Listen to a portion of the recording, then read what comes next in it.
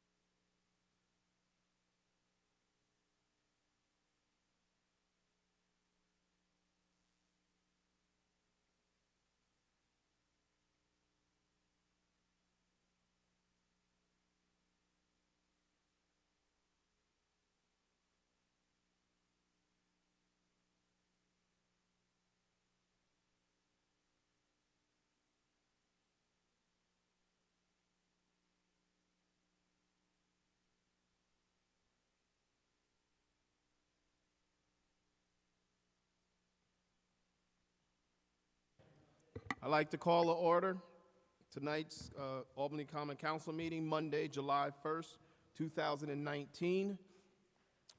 Can the clerk please call the roll? Present.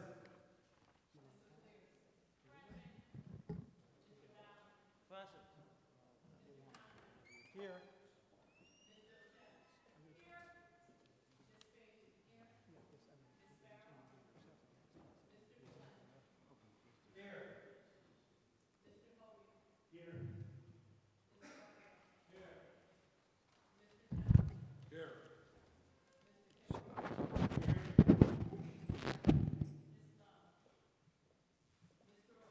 Here.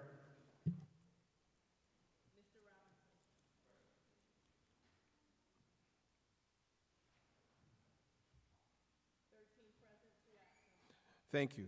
Will you please rise with me and say the Pledge of Allegiance, and after that, a moment of silence?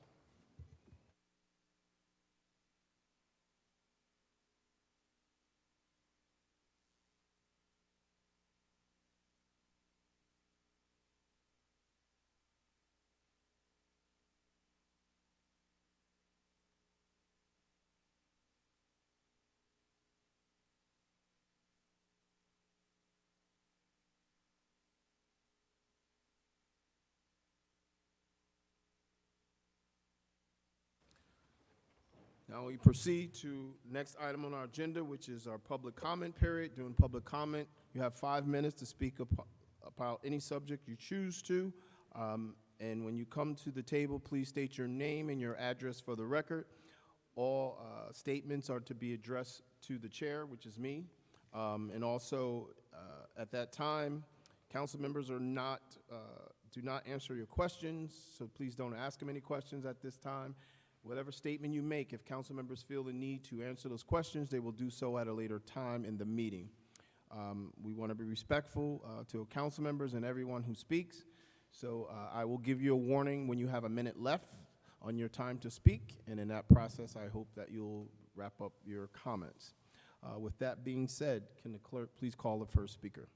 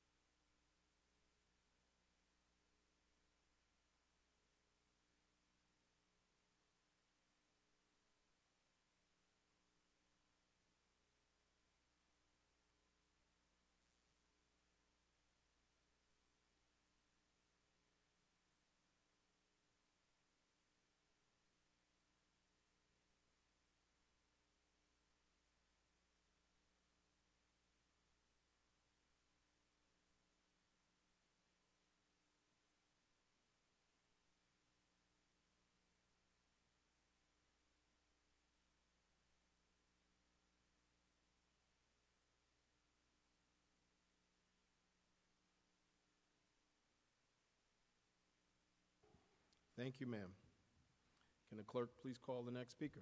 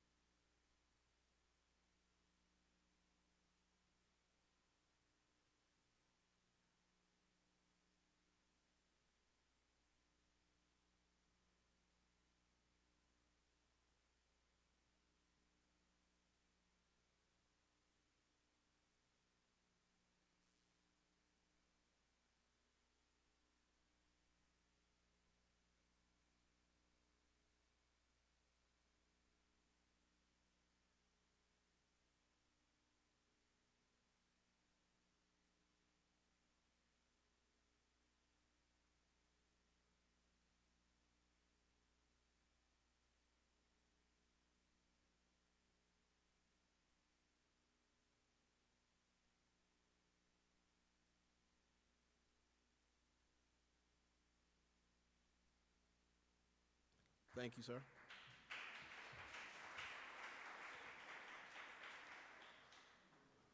Can the clerk please call the next speaker?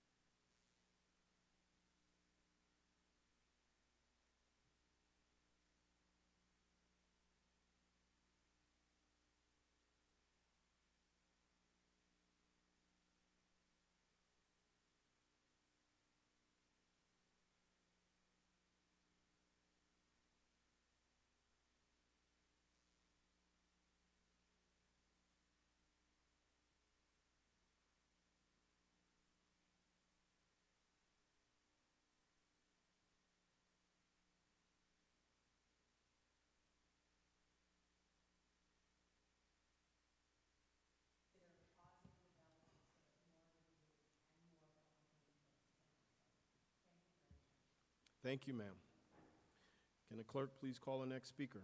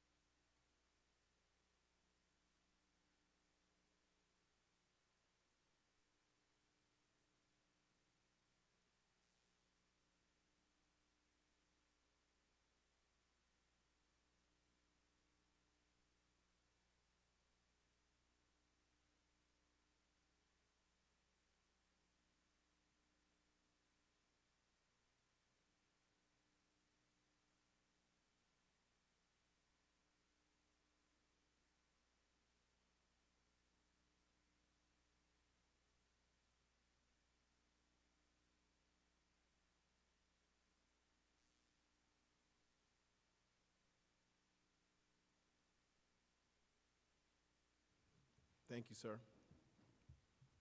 Can the clerk please call the next speaker?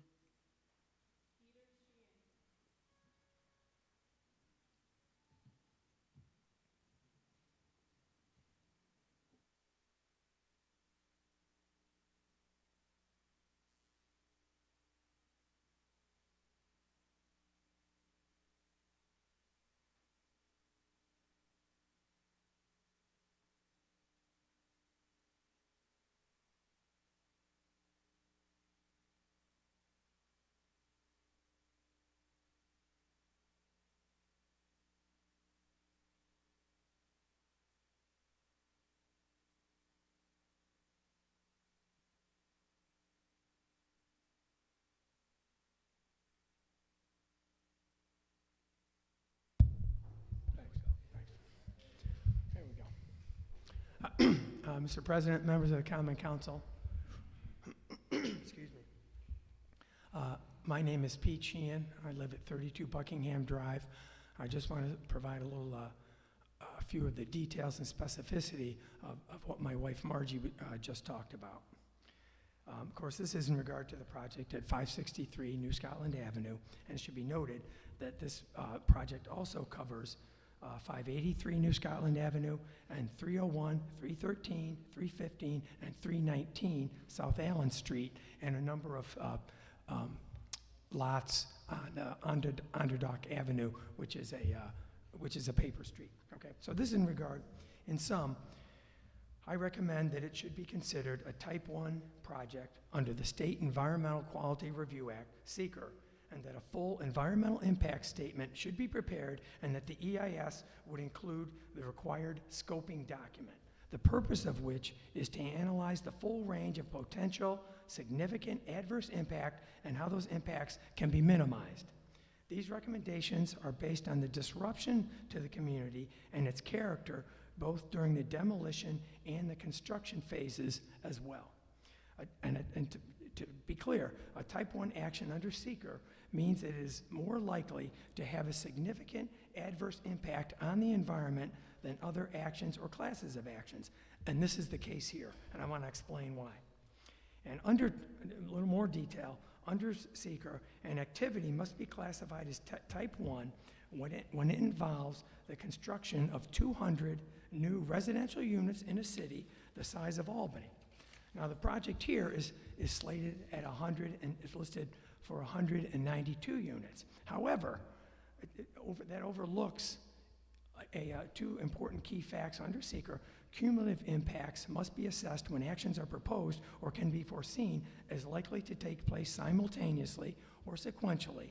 And another factor in examining whether two actions are considered as contributing to cumulative impacts is whether two actions are in close enough proximity to affect the same resource. So the key point here is that with the required consideration of the construction of the 110 units ongoing at 363 Ontario Street, along with the 192 units here, this is clearly over the threshold for a type 1 action.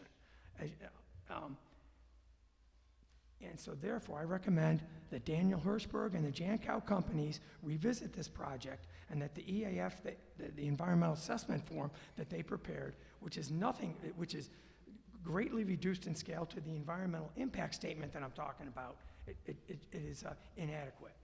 And the differences between the two are striking. And specifically, under the EIS, one key impact is on transportation. One of the key considerations is, will the proposed action degrade existing transit access? Yes, it will. Anyone who's been on New Scotland Avenue is aware of that. Impact on noise, odor, and light. The key consideration, does the proposed action may produce sound noises above levels established by regulation? Yes, it certainly will. Number 3, impact on human health. Is the proposal located within 1,500 feet of a school, hospital, licensed daycare center, group home, nursing home, or retirement community? And as most of you do, it certainly does. And then, number 4, consistency with community character. The key consideration, does the proposed action, is it inconsistent with the predominant architectural scale and character? And you've heard a number of other people speak here. This thing is out of scale with the neighborhood, okay? The EIS ensures, and key points on the environmental impact statement, and these are not just, some regulation. These things actually mean something to people like ourselves and our community on the ground. It ensures public participation in the environmental, 1 minute remaining, sir. Okay. It allows open discussion of issues of public concern and permits inclusion of relevant, substantive public issues. Okay? And so the other key, sort of non-environmental but important considerations are the displacement of, for example, renters from South Allen Street. I spoke to someone, a couple who's lived there for 30 years, and the landlord hasn't said anything to them. And now they're going to, if this goes through, they're going to be out. I spoke to another young lady who just moved here, and she's paying $1,050 in rent right now, and I think it's projected that these rents are going to start at $1,500. And the Common Council should be considering this and talking to people about these facts. The loss of the post office. Typically, you've read articles in the newspaper. When a post office is lost, it's a big deal. Like, what are the community residents going to do, and how are they going to deal with that? Your time is up. So it's not Mr. fair. Sheehan. Thank you. So I would just like the Common Council to pass a recommendation to sit back and Thank you, Mr. Sheehan. Your call time this a is up. type 1 action under the environmental impacts and do environmental impact statement. Thank you. Kathy, do you want? Yes, I gave copies to all of you. Jack, make sure you read it. I gave copies to all of you prior to this, and I gave a copy to the planning board and the mayor and the planning board and the zoning board. Thank you, Mr. President. Can the clerk please call the next speaker?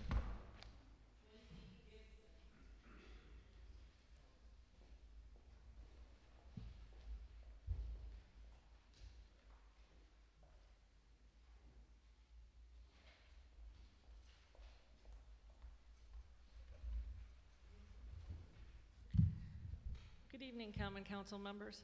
I'm Wendy Gibson, and I live with my husband at 6 Tudor Road, directly behind the proposed site of the 1211 Western Avenue construction. As a resident of Albany for over 35 years, as both a renter and a homeowner, I sit here tonight overcome with frustration regarding the 1211 project, but I'm also filled with alarm that 1211 is just one of many projects on track to cause irreparable harm to the fabric of our communities. It's unfathomable to me that Albany leadership and the city's planning process continue to put our city's future in jeopardy and risk our neighborhoods, but it certainly makes it easier and easier to understand the decades-long flight to the suburbs. As for our family, we gladly welcome economic development, but not when the only projects on the horizon, both figuratively and literally, translate into unreasonably sized, ill-planned, high-density construction with harmful demands on our fragile and inadequate existing infrastructure. We gladly welcome a stronger tax base, but with the huge tax breaks and deferrals used as incentives, these developers will not be paying into our public city coffers for years to come while placing significant demands on city resources, including police and fire. We gladly welcome walkability. I've yet to understand why a scaled-back proposal of an apartment building at half the size, more like 2 or 3 stories, would make the city any less walkable.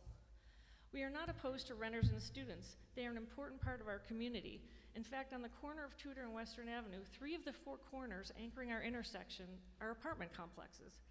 We are not opposed to apartment buildings. We are opposed to the inappropriately sized behemoths that would tower over the existing homes and yards and stand out as the very worst type of landmark, a 7-story building that can be seen for miles and will further strain the city's woefully aging infrastructure. We are not opposed to growth. We are opposed to a questionable planning process whose outcomes seem predetermined at every step. This hasn't been a lesson in civics as much as a lesson in futility.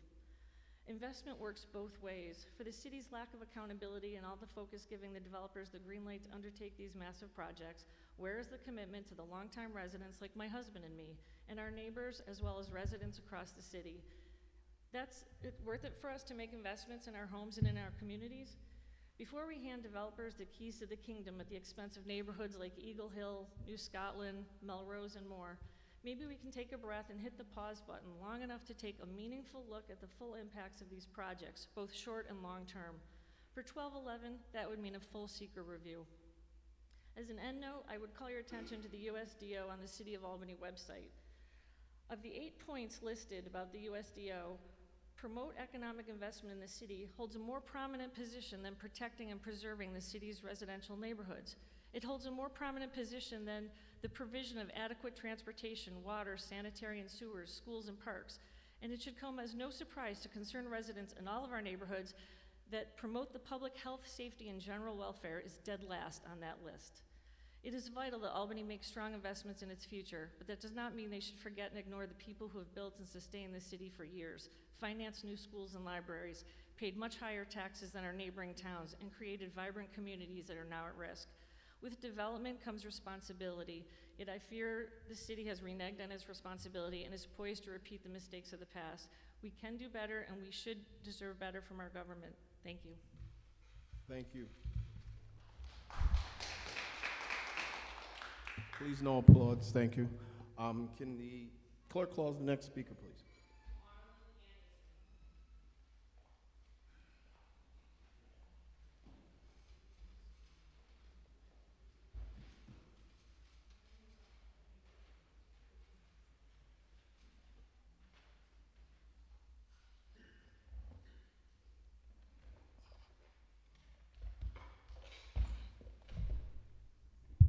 1, 2, 1, 2.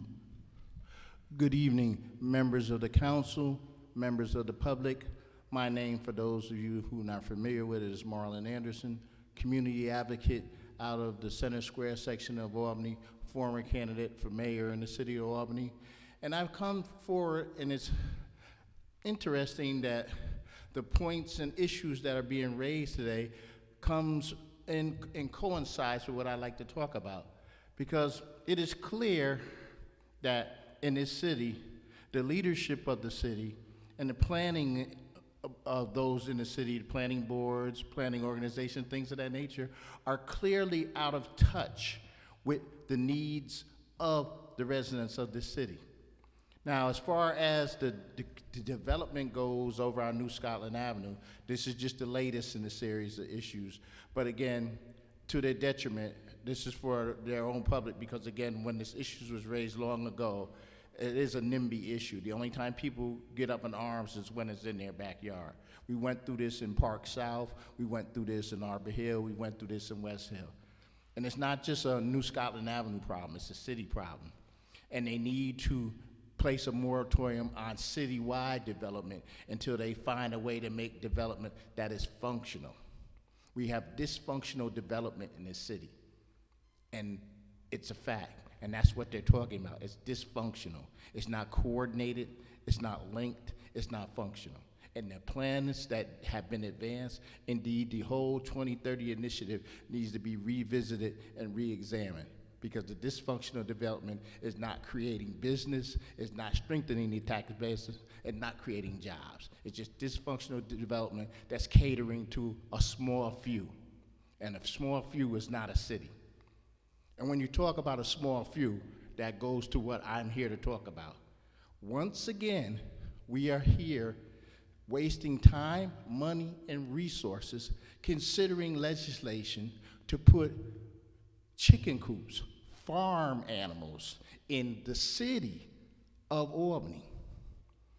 And why? What is that going to serve? Is that going to create jobs in the city of Albany? Is that going to create safer streets in the city of Albany? Better schools in the city of Albany? Is it going to end poverty in the city of Albany? What needs does it serve except to address the fancies of a small few in this city? And is the fancies of the small few that city going to pay for how should we say, for the people who have to enforce the health codes and things of that nature, to follow up on that, to make sure that the city is safe from disease from these farm animals that we're going to place in the middle of the city?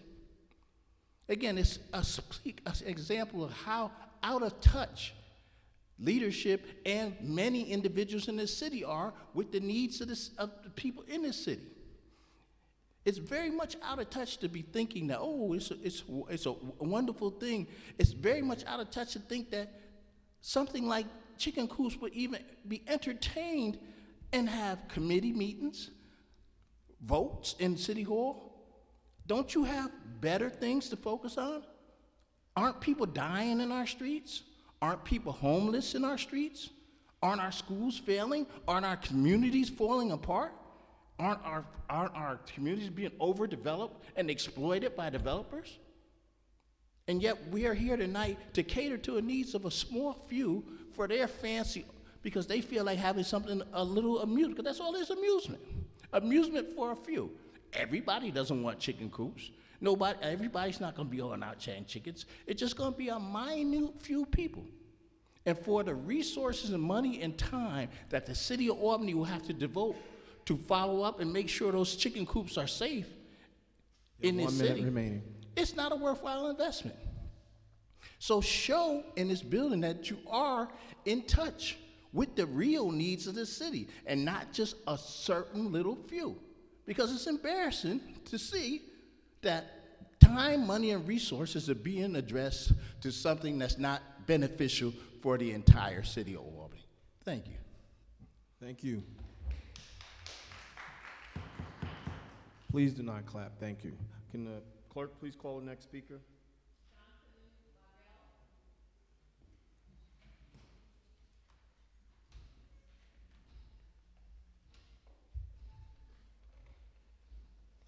Hello, my name is Shantanu Bigel. I live at 56 South Swan Street, Albany, New York, 12210. Mr. Chairman and the honorable members of the City Council, thank you for giving me the opportunity to speak today. I recently moved to Albany, New York from North Carolina. I'm here for work. I am here to discuss parking issues where I live on Swan Street. I live directly across the street from Capitol buildings, and essentially what happens during the week and during the day is state employees will take parking spots that typically really should go to the people that live in the apartment buildings that occupy that street. I have spoken to all of my neighbors, the vast majority of whom agree that parking is a significant issue. The ones who don't feel it to be an issue do not drive for multiple reasons that we don't need to get into, and as a result, don't really have a comment on it. However, parking is a serious issue for the ones who do drive, because some of these people work at night and have to sleep during the day, and the only recourse they have to even park their vehicle is to go to a parking meter, which is absolutely, I don't know, I just find it to be a little bit insane that we have to pay at a parking meter to park to go to our own apartment because a state employee is taking a parking spot that should really go for us. I looked into this topic a little bit, and it turns out that where my apartment is located is a different district or ward, I forgot what it's called, than if you were to go like 20 blocks east from my front door, or not 20 blocks, 20 steps east from my front door, where parking permits have been instituted for people who live in those buildings. There are no parking permits where I live, so all it is free street parking.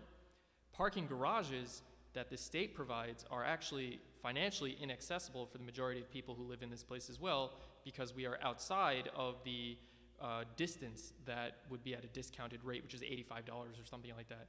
So we end up having to pay $140 to use a parking garage that's 20 minutes away by walk. And I mean, honestly, I don't know what winters are like. This is gonna be my first winter in the north, but there's no way I can afford to pay $140 just to walk in, I don't even know what the temperature is gonna be, but I'm pretty scared when I think about it.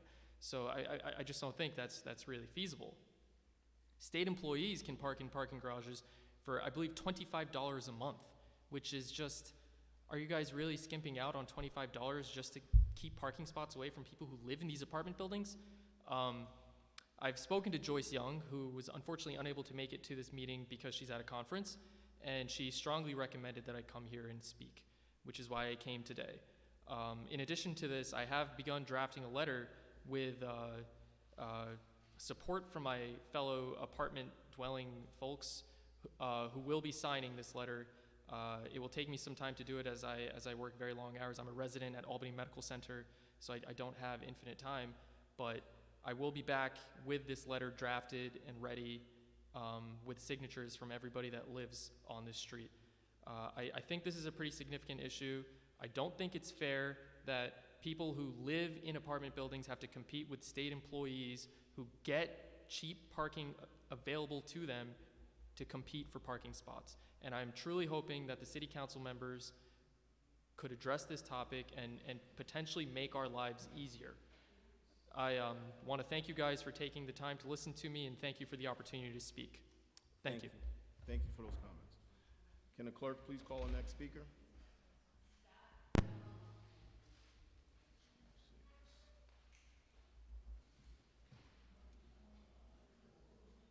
No, we got two more. We got two more. Yeah. Oh, four more. Scott Kellogg. My address is 59 Elm Street.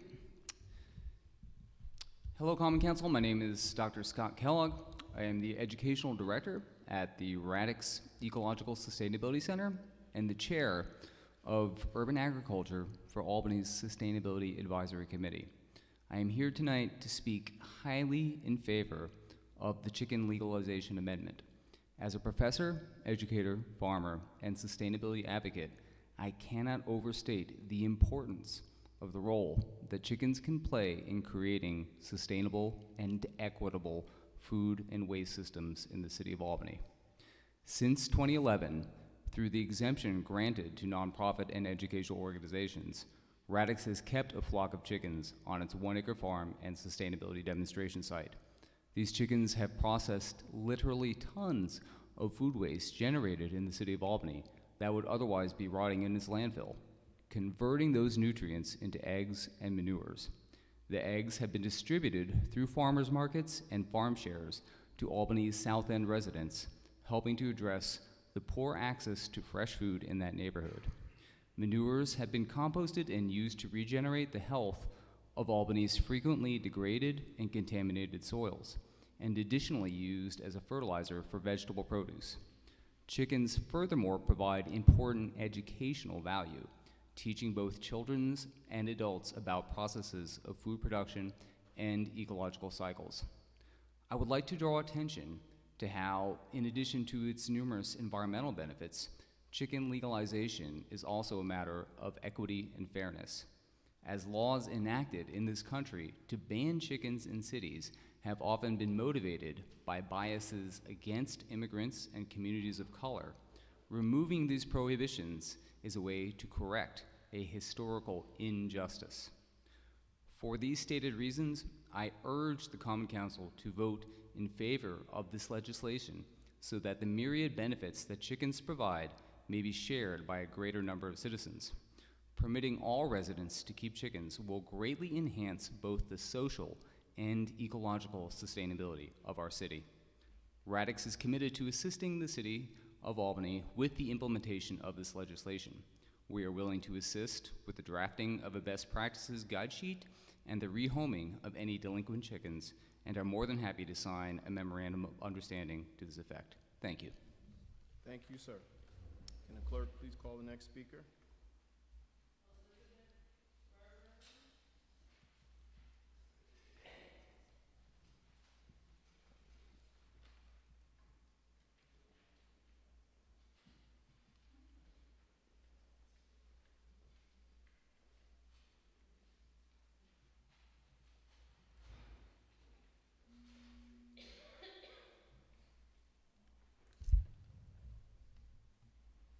Good evening.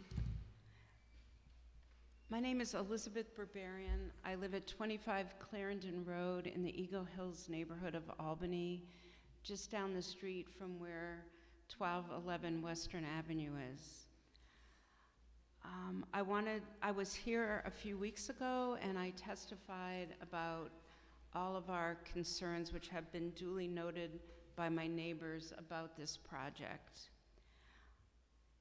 As I drive by 1211 Western Avenue, which now has a 3-story building on it, I'm trying to imagine what this neighborhood is going to be like with the 7-story apartment building built on less than an acre of land, which has, on a very busy street, which is already incredibly dangerous to either walk or drive on. This building will not make the city of Albany more walkable. Now, on top of my despair about having fought this building for 5 years and seeing that it will probably come to fruition, I'm learning of the devaluation of property in my neighborhood. I purchased my home in 2003 for $225,000. It's now assessed at $215,000, and that's before this development goes into place. Homes on Tudor, people are already leaving this neighborhood because of this development, and their homes are selling for $50,000 to $100,000 less than their assessed value. I pay $9,000 in taxes, and I feel like I've had no input into what I think should happen in my neighborhood. There are a number of 3- and 4-story apartment buildings that are already in existence on Western Avenue, and that's what we are promoting, responsible development. Clearly, by the fact that our homes, the value of our homes is decreasing, people do not see it as desirable to live in neighborhoods that have skyscrapers in them. We've already gone over many of the issues, waters and sewage, the number of years it will take to construct this building, the noise, the damage to our homes, the traffic, which is already an incredible nightmare. I'm opposed to this project. I'm opposed to other projects in the city of Albany which are not in scale with the neighborhoods in which they are being placed. I belong to Save the Stories. It's not an anti-development group. It's a group that's very concerned about this city, the direction the city is going. I love this city. I came for a 1-year internship. I've stayed 38 years. I think I should have something to say about the direction my neighborhood is going. It used to be surrounded by forests. Now all the animals that lived in the forest are living in my yard.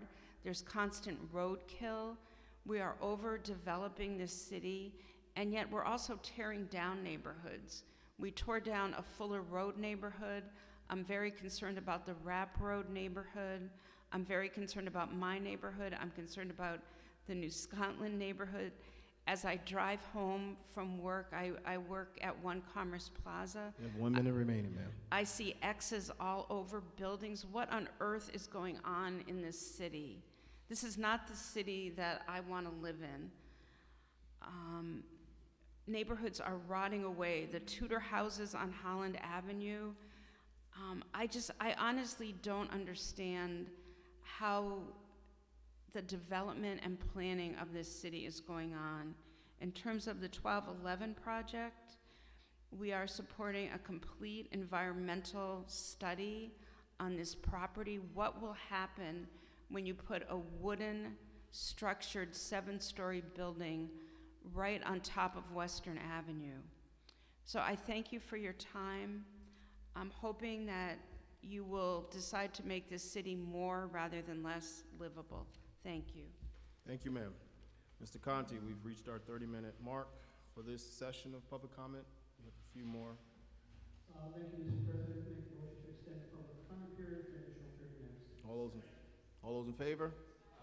All those opposed? Motion passes. Can the clerk please call the next speaker?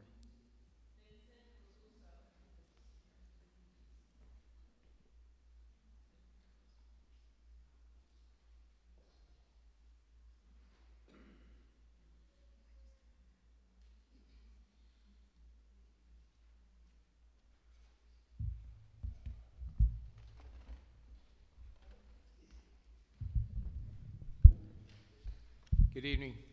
My name is Vincent Riguso. I live at 13 Beach Avenue, Albany, New York. As you see, for the last couple of weeks, we stand outside the Common Council with signs that say, "Stop the story." So I wanted to tell you who we are and what we want. We're longtime residents of all ages of the city of Albany.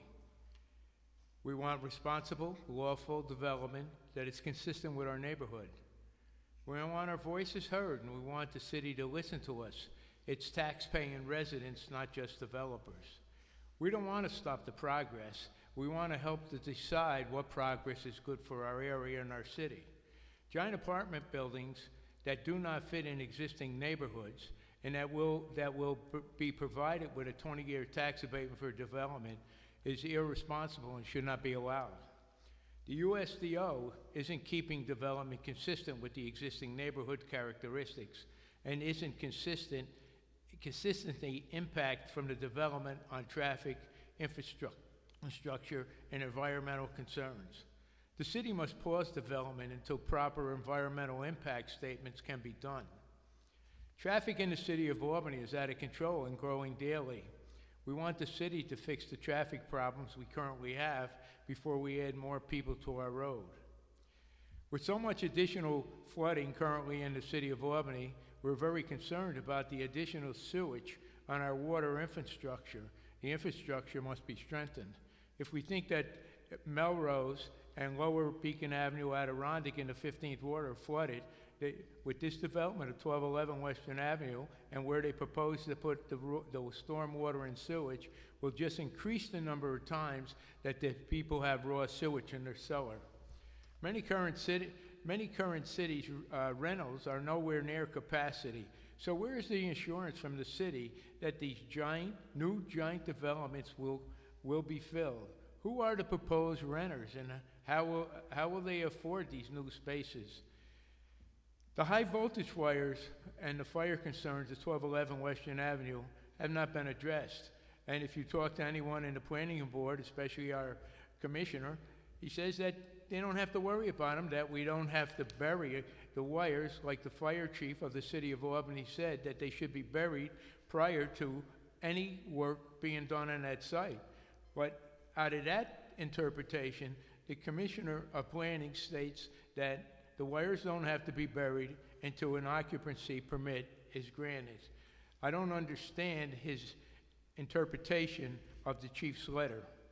The third and lastly one here, on 563 New Scotland Avenue, there is a four-year demolition, excavation, and construction of that proposed apartment.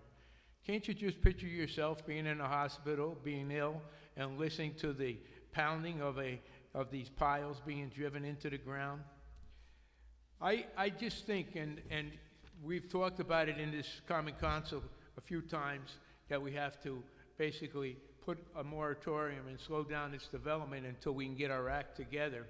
I can't believe that we can come here every 2 weeks and talk about what we should do, but what we don't do. We don't get together and say, what is right for the city? Out of this week's business review, I thought the two statements here, into the great zero zone. And what it is, it tells you how all these developments are being built in these zones that the federal government has set up. But the two lines that stood out to me, and it's Albany all over again. It says, thousands of neighborhoods are primed for an investment surge.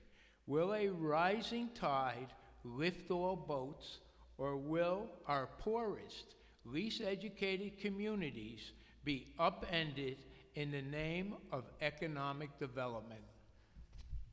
I can't believe that with all these apartment complexes, and there's just been a few more added to the list, and it's just on Western Avenue, 237, 101 unit apartment house. Now we're talking about putting the last apartment there on Central, right across the way from Swinburne Park.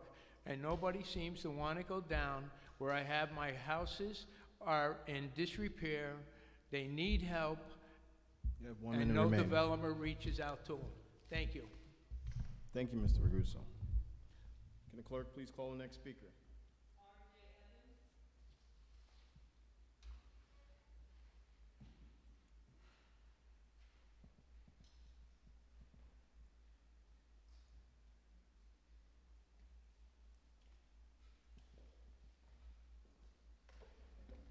Hello, my name's RJ. I live at 808 Washington Avenue. I'm a UAlbany student, and I'm currently a student at the Radix Ecological Sustainability Center. I'm taking 2 courses there with Professor Scott and Professor Griffin Lacey. I came to say that I am in favor of the chicken legislation. I learned in Professor Scott's class that when food scraps are sent to the dump, basically they become anaerobic, which means that they don't have any oxygen in them, so they begin producing methane. And when methane is produced in such huge quantities, it affects the environment and the ecosystem and the air. So it's a greenhouse gas, and it's really bad for the environment. So obviously this is happening on a mass scale, and having chickens would mean you can feed them your food scraps, which means that we would be sending less of that into the dumps to become methane in the environment, essentially. And also, of course, chickens produce eggs, so people can have a say about where their food comes from, which is something that's really important, because the world we live in now, the way it's developed, means that most people don't know where their food comes from. They don't make their own food. They don't grow their own food. They don't slaughter their own food. So it's really like their health and their lives are in the hands of other people, which is really unfair. I also wanted to say that at the same time that I feel this way, I also agree with what the person said before about how this chicken legislation is something that's important, but legislation about schools and homelessness and things like that don't seem to be as important, and about resource distribution. I think that both things are important, and I think, priorities. I think that we need to think more seriously about people that don't have enough, because obviously the chicken thing plays into that too, but it's a larger issue. And I think we have to think more seriously, I guess, about these issues in our society and not just accept them as normal and as a part of an urban place. So, yeah, thank you. Thank you. Can the clerk please call the next speaker?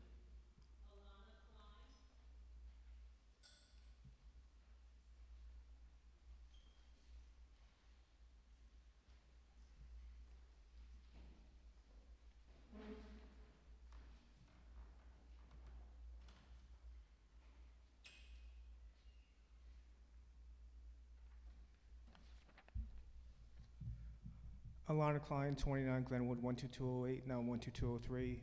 Mr. President, you have amended your introduction in the past. I think one thing that I would suggest is suggesting to the first speaker making sure the microphone is turned on. We could hear the comments, but I'm not sure that'll be able to be picked up on the video. I'd also like to say I commend the courage of the two young speakers that came before the council tonight. I know this council does once a year the Youth in Government Night.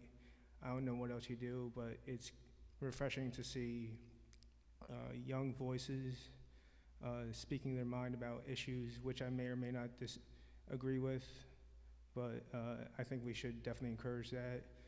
When people don't get involved in politics, politics don't reflect the will of the people. My main point tonight is July 4th is quickly approaching, and I would like to know whose freedom July 4th, 1776 actually represents.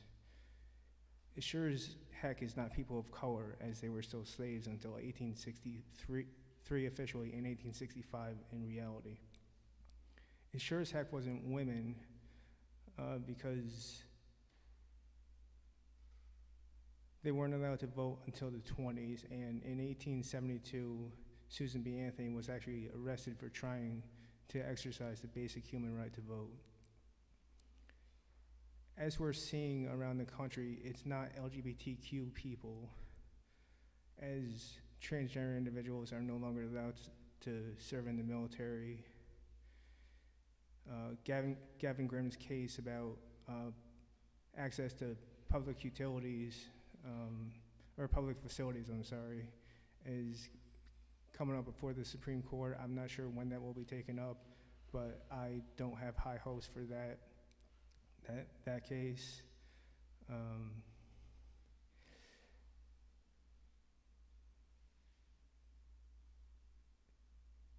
Indigenous people were not free by any means in 1776. There's a little thing called Manifest Destiny, which was force-fed into our heads as a good thing when we were in school.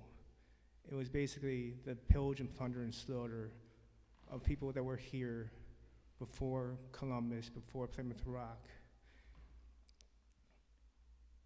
And then, as I mentioned earlier,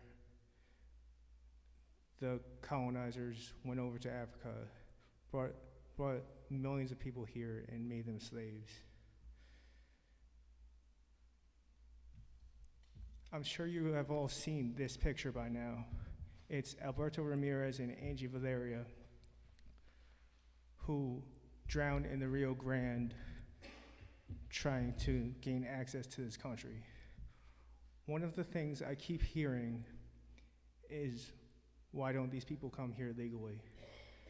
Alberto did try to come here legally. He was refused asylum, and out of desperation, tried to swim across the Rio Grande, and obviously, unfortunately, did not make it, and his 23-month-old daughter perished as well. People say this is not who we are. I would argue this is exactly who we are and exactly who we've always been, and it needs to change. Right now, we have migrant children in detention centers who don't have access to beds, blankets, or basic hygiene products, even diapers. Kids are taking care of younger kids. This harkens back to World War II with Asian and Pacific Islanders were put in internment camps. You have 1 minute remaining. Thank you. Just because we fought the Nazis and went over there because of the things they were doing to the Jewish population in Germany and Poland and other places, does not mean that we are not guilty of the very same principles ourselves. and it needs to change. And speaking of World War II and the picture I just showed, you know who else was denied asylum into this country? I'm sure you all read the Diary of Anne Frank, or are familiar with it, or read it in school. Her father, Otto Frank, desperately tried on at least 2 occasions in 1938 and 1941 and was denied entry to this country. Look at this picture again. This is exactly who we are and exactly who we've always been. Believe survivors, boycott the NRA, Black Lives Matter. Assalamu alaikum. We have no more people signed up for public comment, so that will end public comment period for this time. Approval of previous minutes.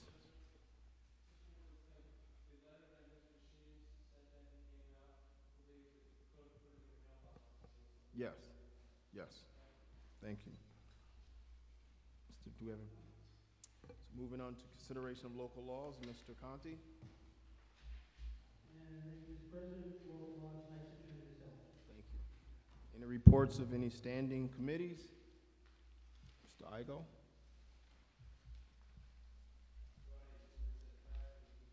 Did you really?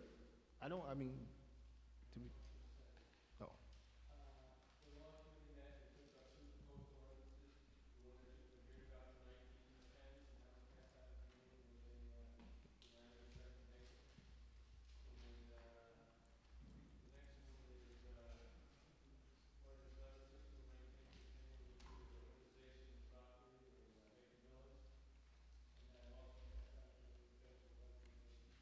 Thank you, Mr. I don't think there's any more reports of standing committees, so we move on to,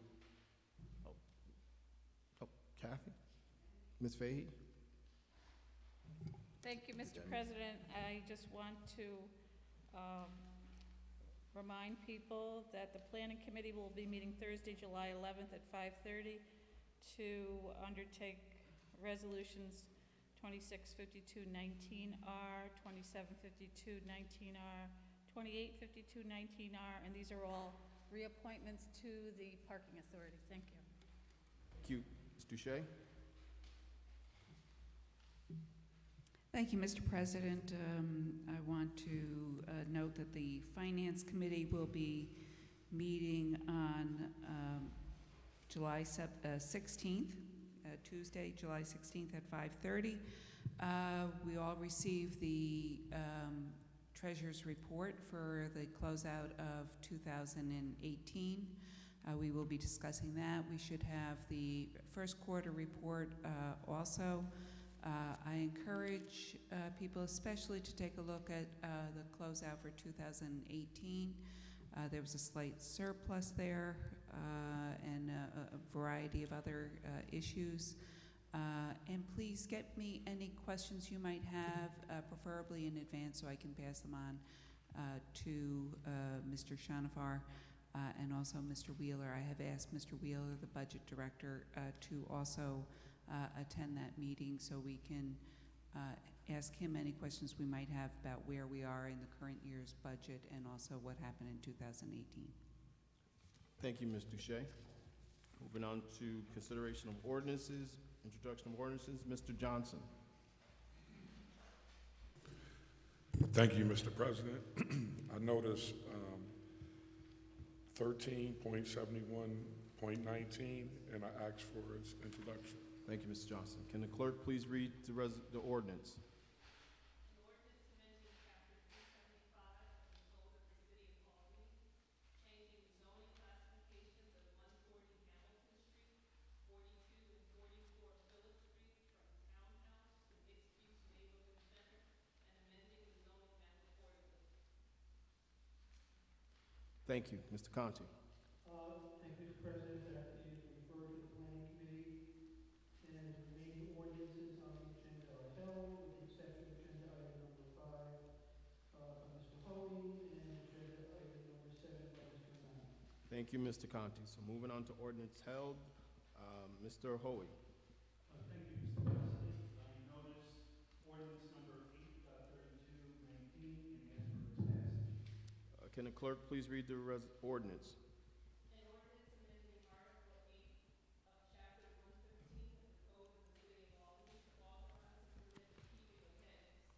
Is there any discussion on the ordinance? Mr. Hoey. Yes, we've heard people tonight on both sides. This is an issue that people feel passionate about. But I'd like to point out that in this moving forward and going through several committee meetings, that we discovered that pens are legal in New York City.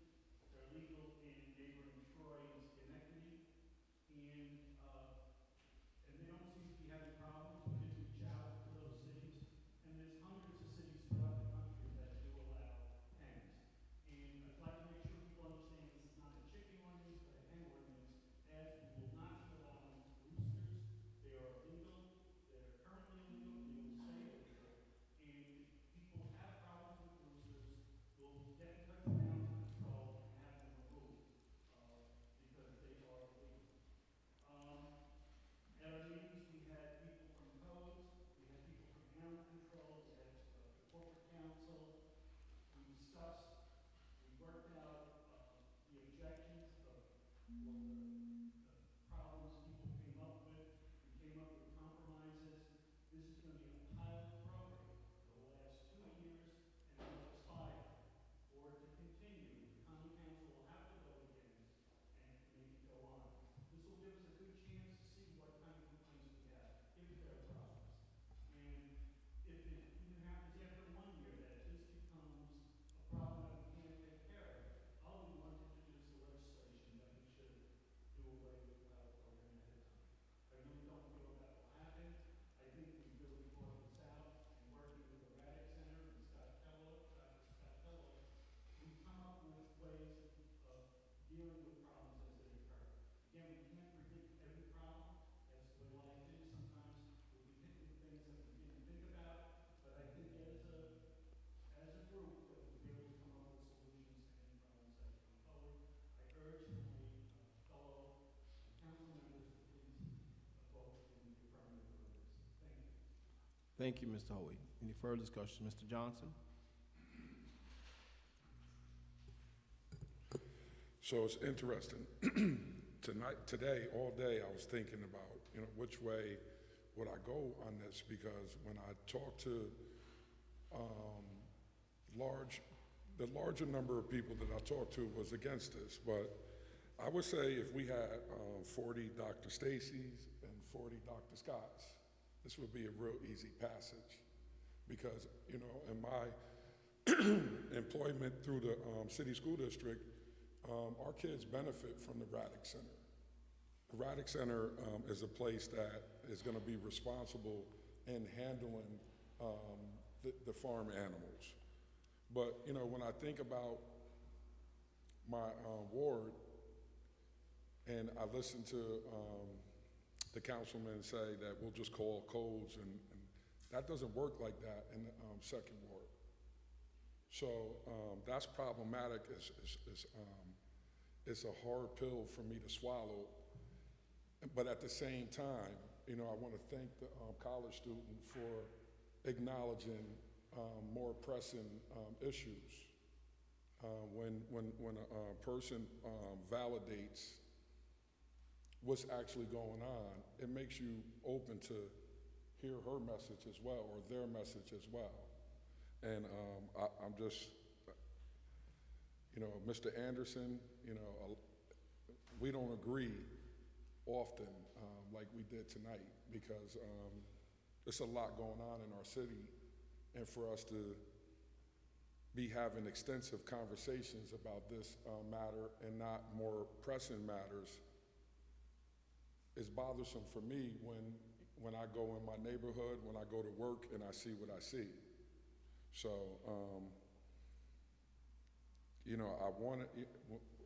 when I thought about what was I going to do, I always want to be responsive to the ward that I represent.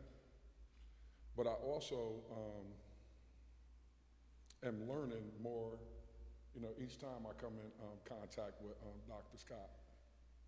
And I respect what he is trying to bring to our area, because if you look at our water supplies are being affected a number of different ways. I never thought we would have to worry about water. And I know little about soil, but I just feel like it's a tough decision to be responsible for right now, because you don't want to just look you don't want to block off what you think you know, and we have to do something different in terms of how we look at our community. We have to have be open to new approaches. So I'm going to sit back and I'm going to listen to other comments, but this was very interesting. And once again, I want to say thank you to the college student who acknowledged what is really going on in the community. So thank you. Discussion. Mr. Applyr. Thank you, Mr. President. So I felt it necessary to provide remarks, given that I received a few emails this afternoon with some constituents from the First Ward who are not interested in this legislation. So I too walked in not sure which way to go, but in processing and thinking things through, I have a few points that I wanted to make. The first is, in a city where all are welcomed, it breeds diversity, and with diversity you have diversity of need. And so I think it's important to, on certain issues, not just think about your ward specifically, but think citywide and what's in the best interest of not just the people that live specifically in one neighborhood, but think about the needs of others across the city.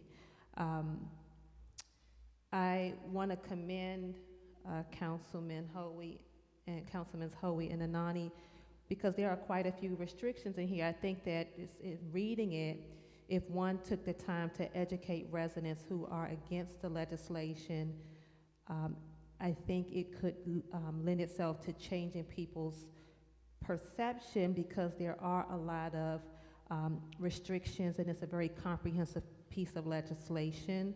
I think people really get caught up on the enforcement, which is out of the control of the council members, and we have enforcement issues when it comes to quality of life in the city currently.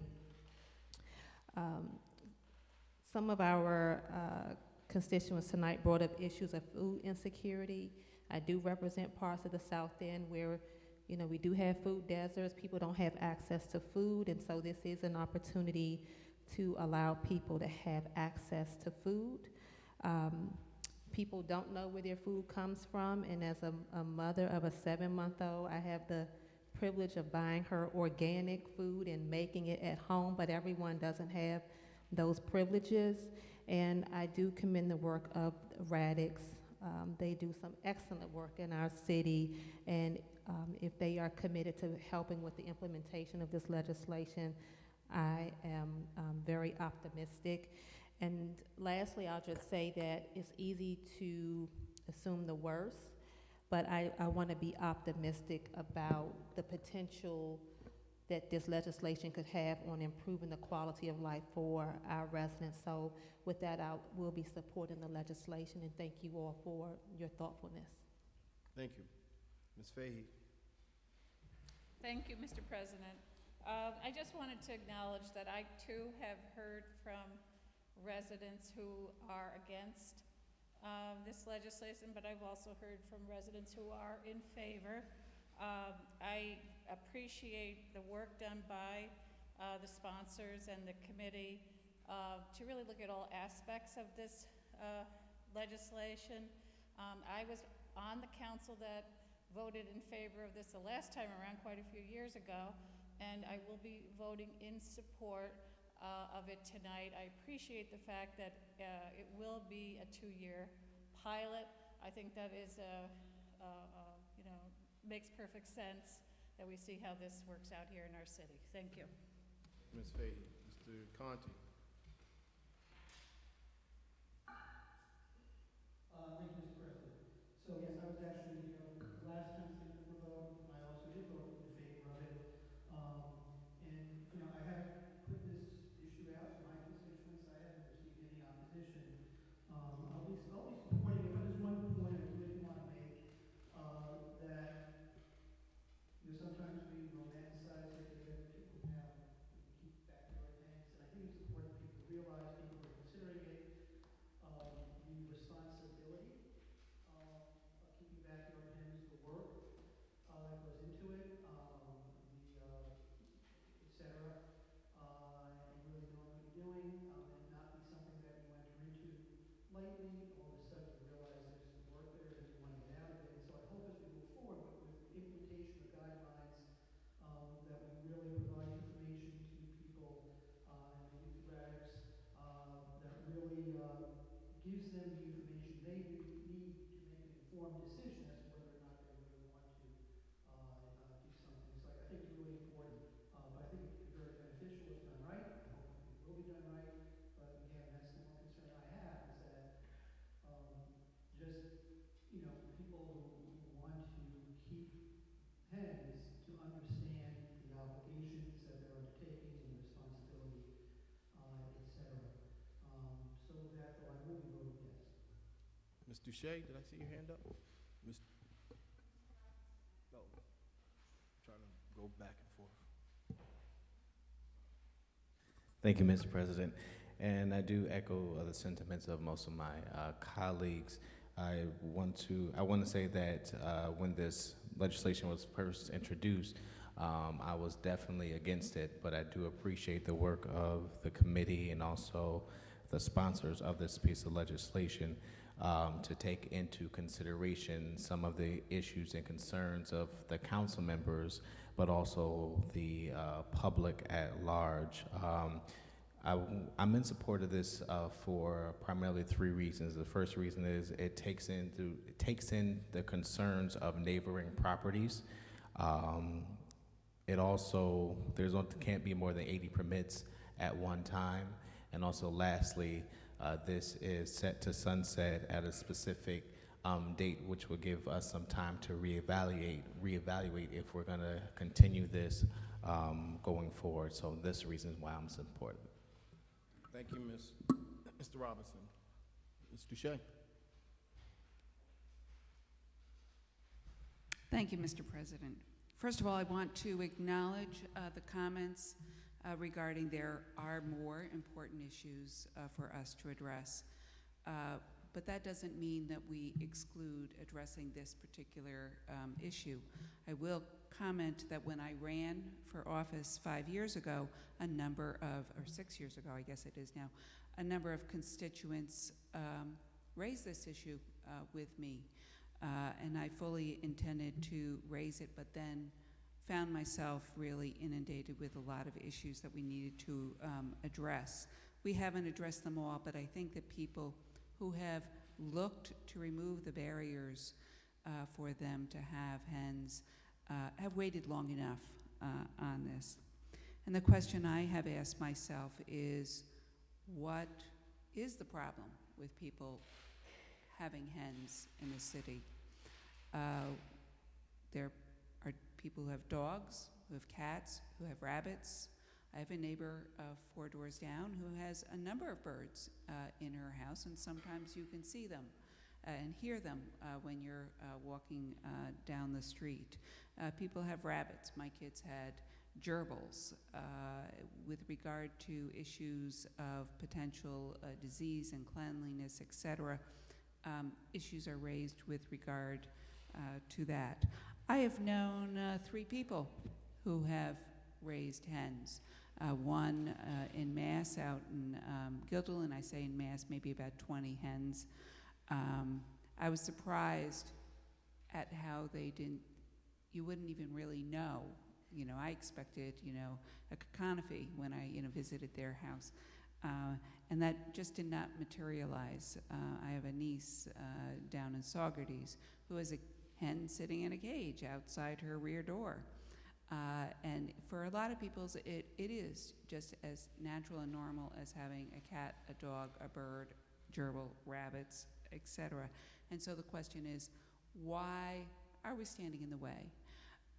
And I think that this makes a lot of sense, simply to do something as a pilot project for 2 years. And we have sat down and talked with people who have concerns one way or the other in what existed in the initial draft in the legislation. And I do want to acknowledge Mr. Kellogg and his expertise and him being beneficial with us understanding the issues, and also Mr. LaJoy sitting down with us, Mr. Shea, and Ms. Gillespie, who has also drafted an application for us to take a look at and understand what that would look like. And I especially want to thank Mr. Balarin, our counsel, for all the work that he did in attending these meetings and sticking with us, and my fellow co-sponsors, Mr. Anane and Mr. Hoey. I think you could always change things if things turn out wrong. I think it's very hard to get something perfect. I think that we came up with really good compromises that make this a worthwhile venture to do it for 2 years, and let's see what happens. And I thank everybody for their support and their work on this particular issue. And I look forward to its passage and us focusing on more important things. Thank you. Thank you. Any further? Mr. Balarin. Thank you, President. When this bill first came up, I had several concerns. The first concern I had was that sanitary. As someone that represents a neighborhood, the biggest complaint I get is that our neighborhood's filled with trash. That was something I was concerned with. How sanitary is this going to be? How clean is it going to be for our neighborhoods? Second, I don't want to put additional burden on our codes department that's already stretched thin. We have to understand how our decisions are going to impact others in our city. And my third issue that I had with this is how it's going to create conflicts in my neighborhoods between my neighbors. As someone that's had to mediate disputes between neighbors that share a yard, but landlords who don't have fences, and neighbors who have dogs and like to use, dogs don't see any borderlines. They don't see property line divisions. Animals are free to go where they please, and sometimes they go where your neighbor doesn't own. So that creates problems, that creates conflicts. It's created conflicts in my neighborhoods where residents are constantly bickering about this issue. So I had some serious concerns of how this was going to create more conflict in my neighbors. I appreciate the flexibility from those who are sponsoring it to make it an 80 permit limit and make it a pilot program that eases some of my concerns when it comes to the overburdening of our codes department. I am still very concerned about the fact that we don't have any language that requires there to be a fence, a specific border that says if these birds get out of the little hatches, they won't go into a neighbor's yard. So I'm hoping that's something that we can discuss. I appreciate the fact that it's only a 2-year proposal that will sunset so that we can actually discuss what works and what doesn't. So when we see what doesn't work, we can make the changes and not put it off on those neighbors that have those issues. So I will support this bill. I appreciate again the flexibility that was put forward by those who sponsored it to be able to address some of the concerns that I had, as well as some of the concerns other members had. Thank you. Thank you. Mr. Igo. Very briefly, everything was mentioned. I'd just like to thank the committee. The meetings that we had, there's probably some of the best committee meetings that I've attended because it was give and take, and everybody compromised at the end, whether, you know, all the language that we did amend, and the pilot program, whatever. And I'd like to thank Doctor back there. I was probably the one that came in more leery of this than anybody after what I went through 10 years ago at least. But one thing I did bring up, and I'd like to see, I told the doctor, is there's so much good work that goes down there at the Radix Center, and these people behind with the TV cameras, I think sometime they should be invited down there and get a little play for you, because it's important to educate the kids, as I was saying, and let everybody know what's going on there and keep abreast of this issue. Thank you. Thank you, Mr. Igo. Mr. Anane.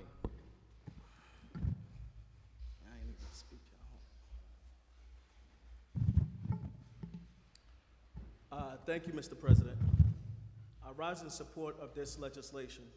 First, I want to thank my colleague, Tom Hoey, and Judy Doesschate, who essentially just took the lead on making sure that we have a piece of legislation that many of my colleagues can support. I also want to thank our legal counsel, Mr. Balarin, for all the research that he did.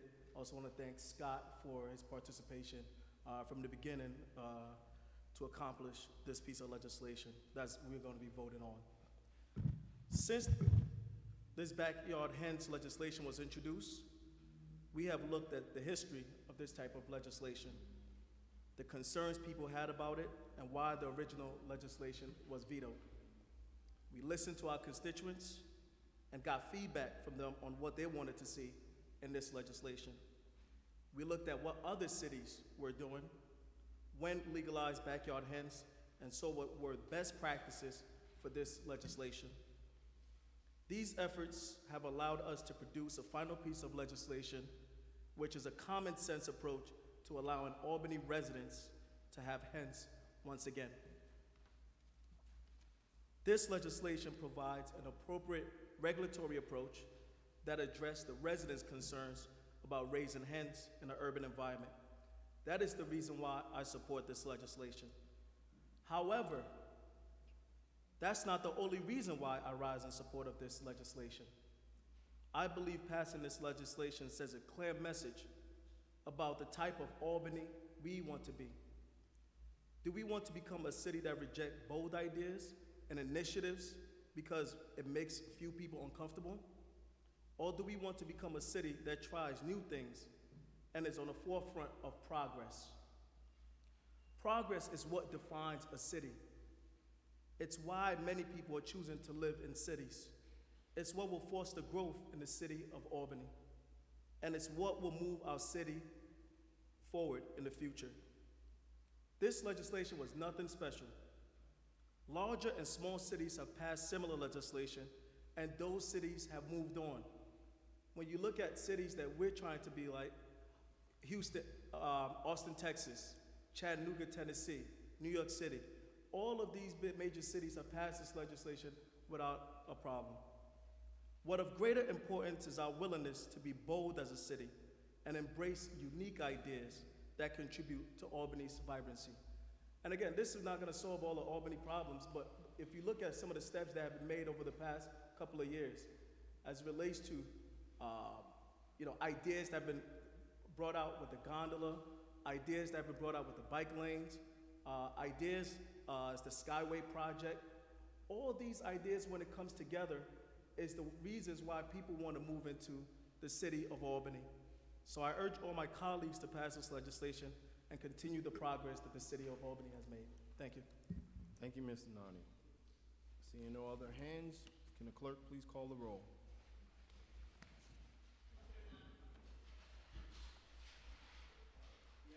Yes, please. Yes. Yes.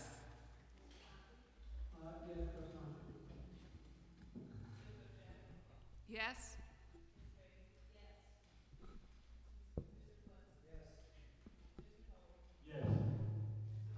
Yes. No.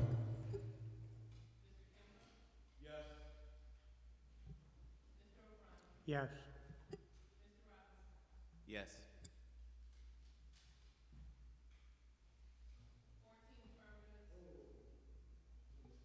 Mr. Flynn?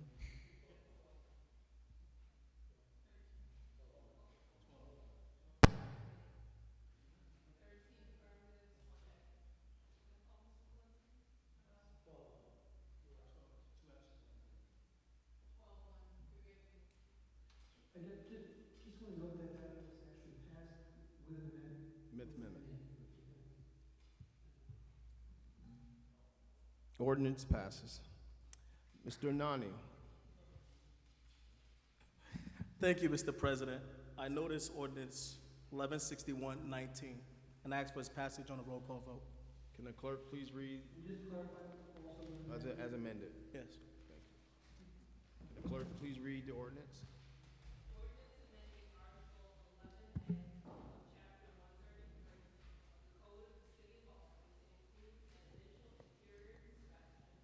Property to be registered and to require the providing of proof of determination of utilities and winterization of the property. Microphones mind their own. Any discussion on the ordinance? Mr. Onani. Mr. Onani? Mr. Anane, sorry, sir.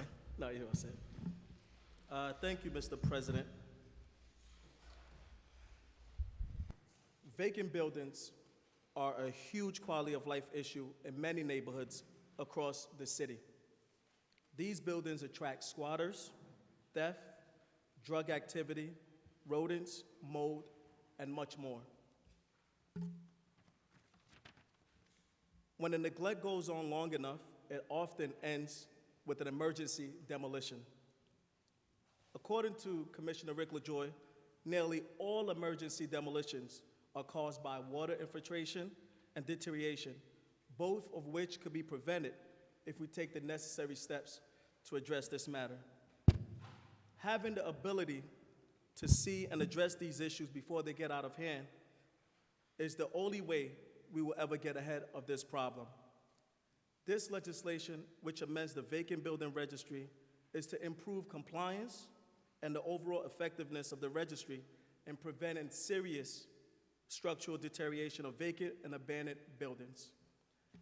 I would like to share with you some facts about some of the vacant buildings that exist over the past couple of years. Currently, we have 1,004 known vacant buildings. There are 401 buildings placarded with a white X on it. In 2015, we demolished 41 properties at an average cost of $30,000.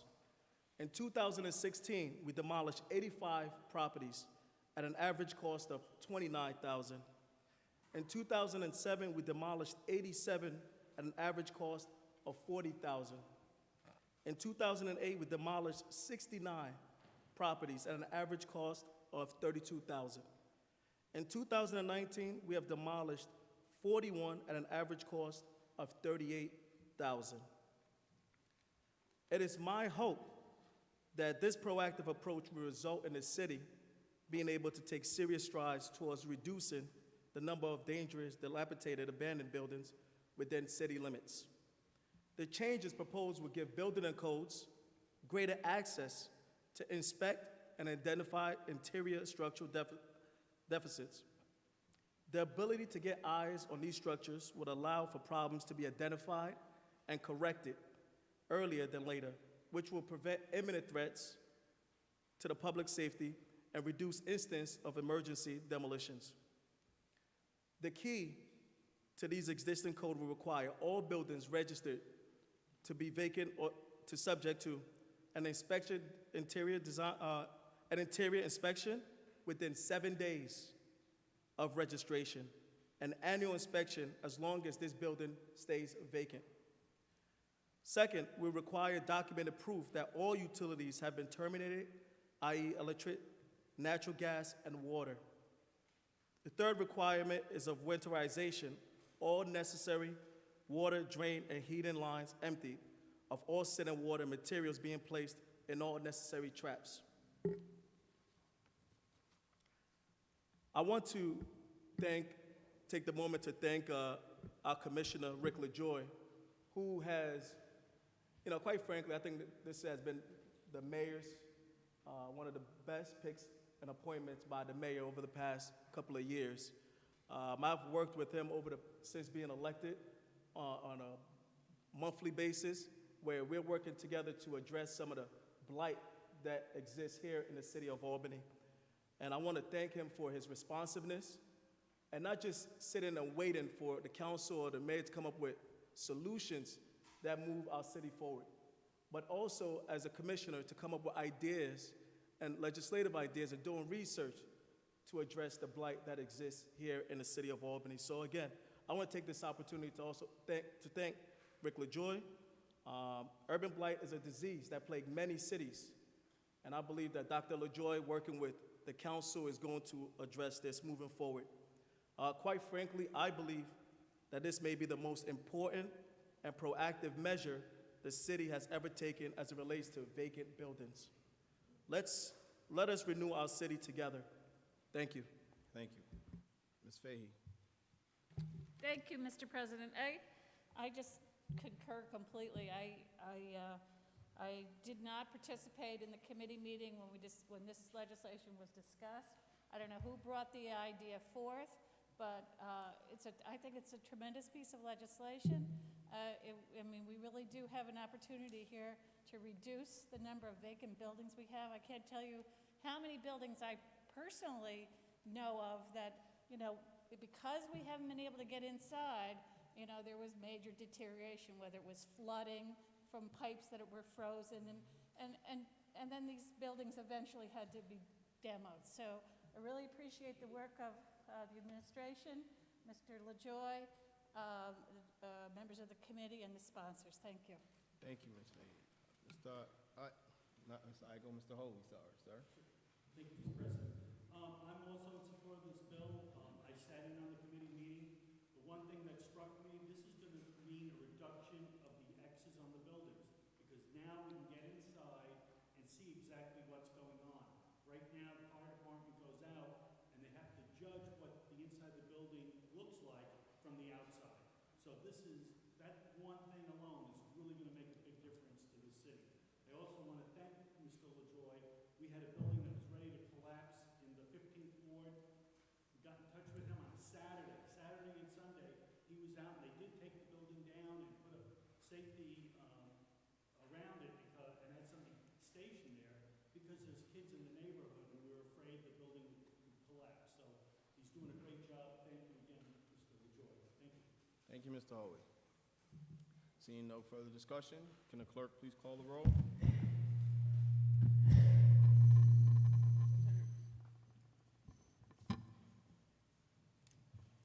Mr. Anane? Yes. Ms. Applyr? Yes. Mr. Balarin? Yes. Mr. Conti? Yes. Ms. Doesschate? Yes. Ms. Fahey?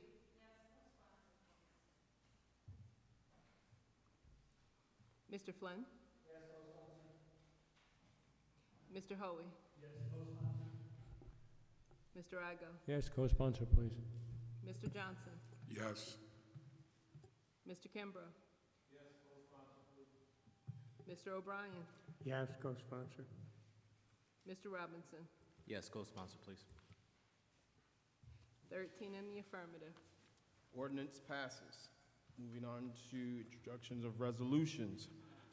Mr. Anane?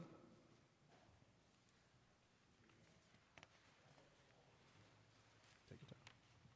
Thank you, Mr. President. I noticed Resolution 4171-19, and I ask for its introduction. Thank you, sir. Can the clerk please read the resolution? Resolution of the Common Council recognizing the Women's Club of Albany and congratulating them on 100 years of service at 725 Madison Avenue. Thank you. Mr. Conti? Thank you, Mr. President. On behalf of Councilmember Love, I notice Resolution 4271-18R and ask that it be held. Thank you, sir. Can the clerk please read the resolution?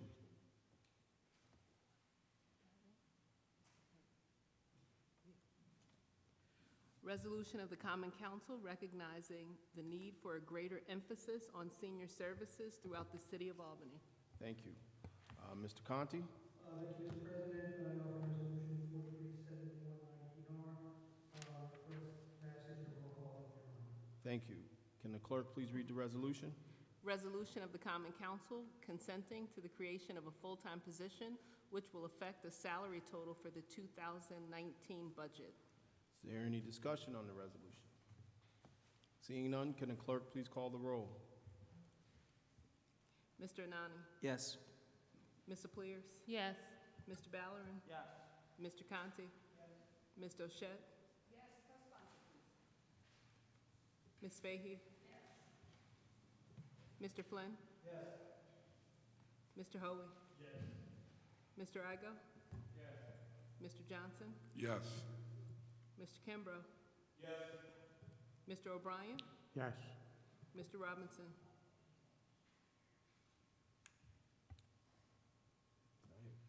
Twelve in the affirmative. Resolution passes. Ms. Douschae?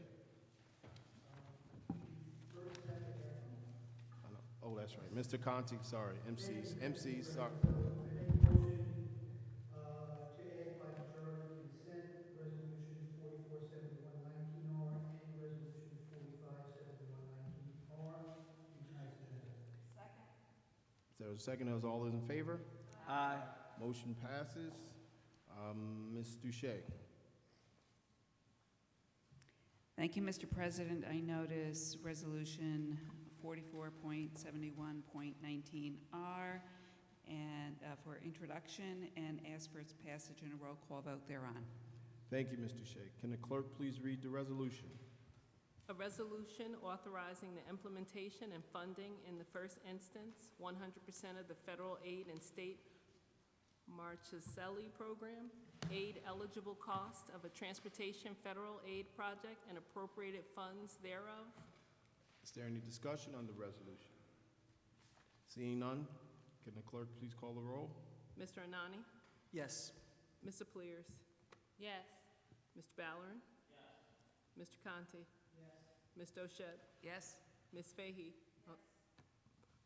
Mr. Flynn? Mr. Hoey? Mr. Igo? Mr. Johnson? Yes. Mr. Kimbrough? Mr. O'Brien? Yes. Mr. Robinson? 12 in the affirmative. Resolution passes. Ms. Applyr?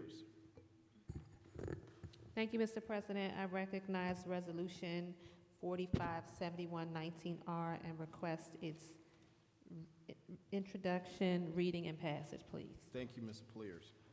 Can the clerk please read the resolution?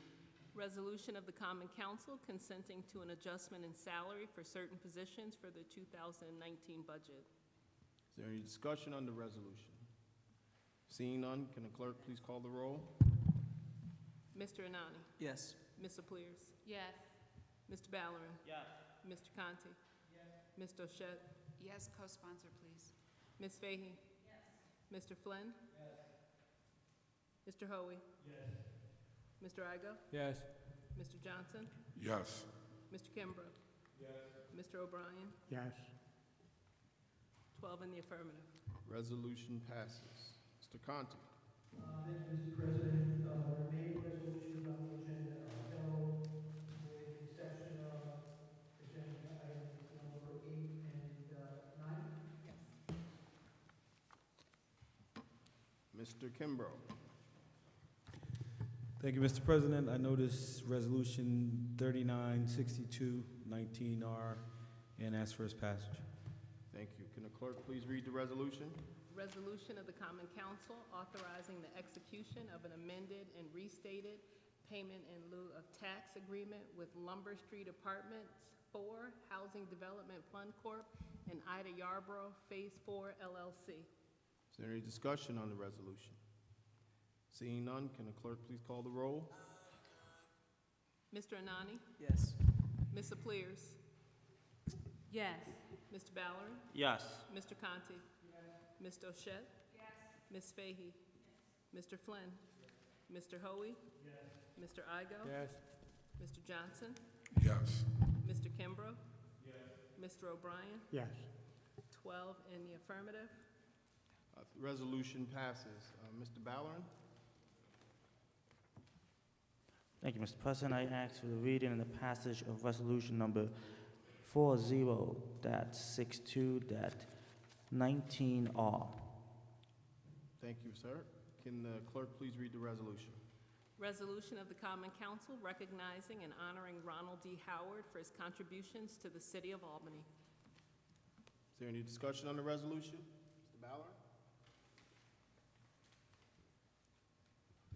I want to thank the Common Council for supporting this resolution and co-sponsoring it. Reverend Howard has been a resident of our neighborhood for over 30 years. He's served our community well. He's born in Rochester, got his 4-year degree from Blackrock University. He's a brother of Phi Beta Sigma fraternity. Let me not get that wrong, I'll get myself in trouble. He's a retired linesman after 17 years with National Grid. He's the founding and senior pastor of Blessed Hope Worship Center.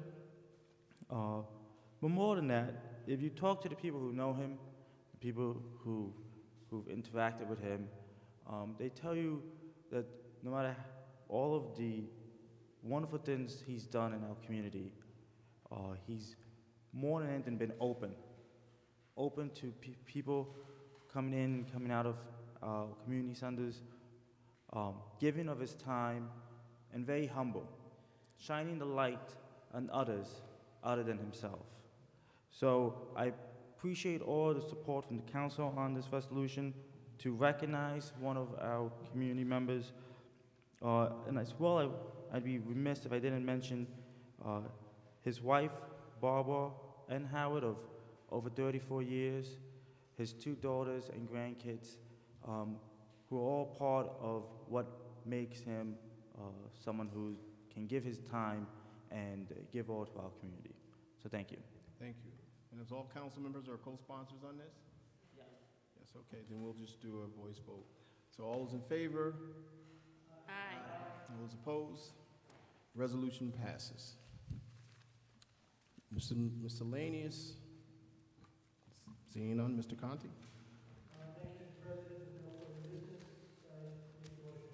Second. Second. All those in favor? Aye. Meeting adjourned.